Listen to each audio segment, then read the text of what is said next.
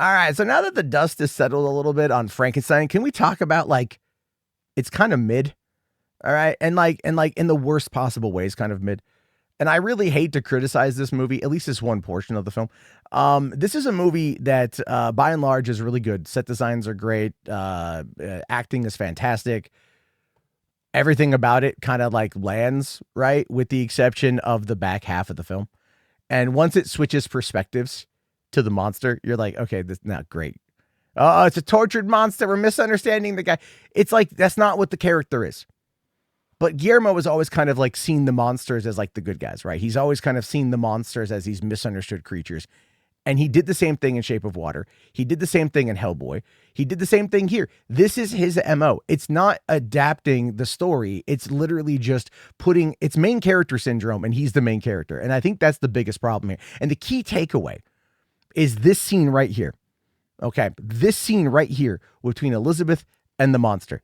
They meet one time in the movie. And then the next time they see each other, she gets shot defending him. Never mind the fact that he has got like superhero rejuvenative abilities that would make Wolverine blush. And then he carries her away and she's like, I want to be with you. I can't think of dying anywhere else. And you're like, you met him one time when he was still effectively like an infant. And then you fell in love with him as more or less you would a child. And it seems very weird. And it seems very odd. And it doesn't seem in line with what Mary Shelley was writing at all, because it wasn't. In the book, Mary Shelley's Frankenstein, Elizabeth is betrothed to Victor. Not in this movie where she is betrothed to Victor's brother. And then Victor and her meet, and then they have their thing. And then she chooses Victor's brother. But then at the end, while she's dying, she's not calling out for her betrothed. She's like, I wish to die with you, my love, the monster with whom I've only met one other time when he was basically an infant. Very weird. Very check hard drivey. A little bit. No, but it's true. It's a very poor retelling of the story. They turned Frankenstein, they being Guillermo, turned Frankenstein into a superhero. Like literally the end of the movie. I'm going to spoil this because this made me roll my eyes so hard.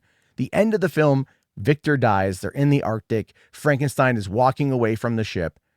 The ship is stuck in the ice, which is where the movie starts, where the book starts, all that stuff. And then he goes, and I'm watching the movie, and like it gets to that point, and he's walking away, and I'm like, don't push the ship into the water. Don't push the ship into the water. Just pimp off into the sunset.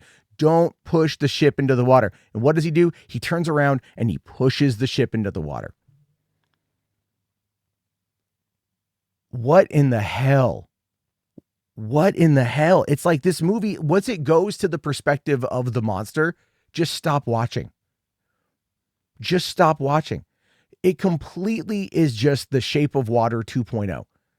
And at this point, if Guillermo ever tackles another monster movie, it will be the exact same formula. It will be the exact same setup. It will be the exact same storytelling. It will not evolve or change at all outside of his very, very narrow view of how to contemplate the themes that he is trying to express, which is terrible to say because the dude is a gifted filmmaker. He's a very gifted storyteller. But when it comes to these stories, he is a one-trick pony. And I think we can finally say that now. But you guys might disagree. Your thoughts, let me know in the comment section.